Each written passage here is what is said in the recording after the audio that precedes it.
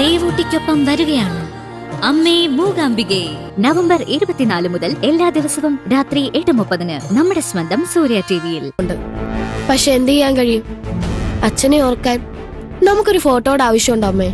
അച്ഛൻ നമ്മുടെ ഒക്കെ മനസ്സിലില്ലേ? അതുപോലെ ഉണ്ട്. അദ്ദേഹം നമ്മളെയൊക്കെ മനസ്സിലുണ്ട്. എന്ന് വെച്ച് ഉത്തരവാദിത്തം ഇല്ലാതെ പെരുമാറിയവനെ എനിക്ക് വഴക്ക് പറയാൻ പാടില്ലേ?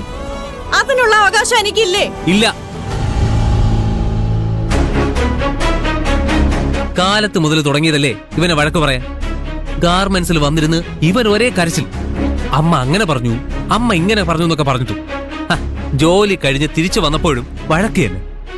അമ്മയാണെന്ന് പറഞ്ഞ് 24 മണിക്കൂറും വഴക്ക് പറയാനുള്ള അവകാശമൊന്നുമില്ല. എന്റെ മനസ്സിന് സമാധാനം കിട്ടുന്ന വരെ ഞാൻ ഇവനെ വഴക്ക് പറയും. എന്റെ ആന്റി, ഇത്രയും സമയം വഴക്ക് പറഞ്ഞിട്ടും ആന്റിക്ക് സമാധാനം കിട്ടിയില്ലല്ലോ. കിട്ടില്ല. സമാധാനം കിട്ടണമെങ്കിൽ വഴക്ക് പറഞ്ഞിട്ട് കാര്യമില്ല. 2 എണ്ണം പൊട്ടിക്കണം.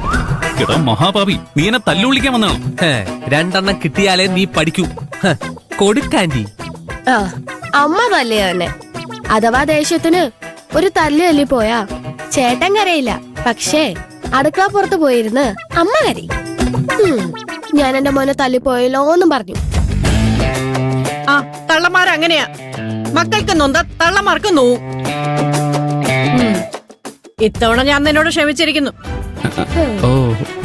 അച്ഛന്റെ കാര്യത്തില് ഇനി നീ ഉത്തരവാദിത്തം ഇല്ലായ്മ കാണിച്ചാ ബാക്കി ഞാൻ അപ്പ പറയാം.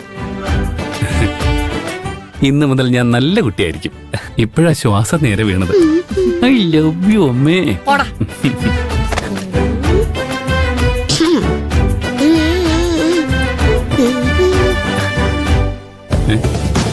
നിന്റെ ഫോൺ ഞാൻ. നിനക്കെന്തിനാ എന്റെ ഫോൺ? എന്റെ ഫോണിന്റെ ചാർജ് തീർന്ന് ഓഫായി പോയി. എനിക്ക് അത്യാവശ്യമായിട്ട് വീട്ടിലേക്കൊന്ന് വിളിക്കണം. ഒന്ന് ഫോണ് താടാ.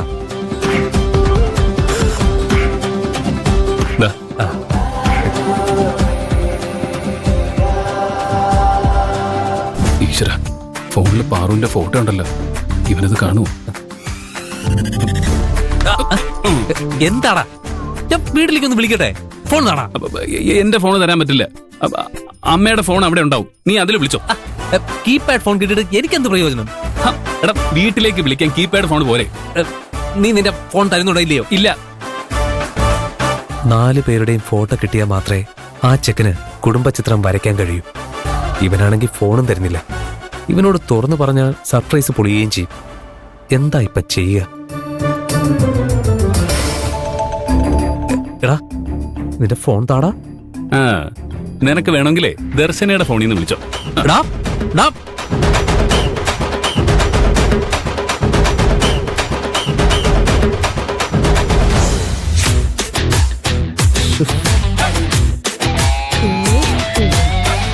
അവൻ എന്റെ പേര് പറയുന്നത് കേട്ടല്ലോ. എന്താ മോഹൻ ചേട്ടാ? അത് എന്റെ ഫോൺ ഓഫായി പോയി. എനിക്ക് വീട്ടിലേക്ക് ഒന്ന് വിളിക്കണം. അവന്റെ ഫോൺ ചോദിച്ചപ്പോ അവന് ഭയങ്കര ഡിമാൻഡ്. അവന്റെ രഹസ്യങ്ങള് മോഹൻ ചേട്ടൻ കണ്ടുപിടിച്ചാലോ എന്ന് പിടിച്ചിട്ടാ. അവനുണ്ടായപ്പോ അത് മോഹൻ ചേട്ടൻ അറിഞ്ഞൂടെ? ഇന്നാ മോഹൻ ചേട്ടൻ ഇതിന്ന് വിളിച്ചോ.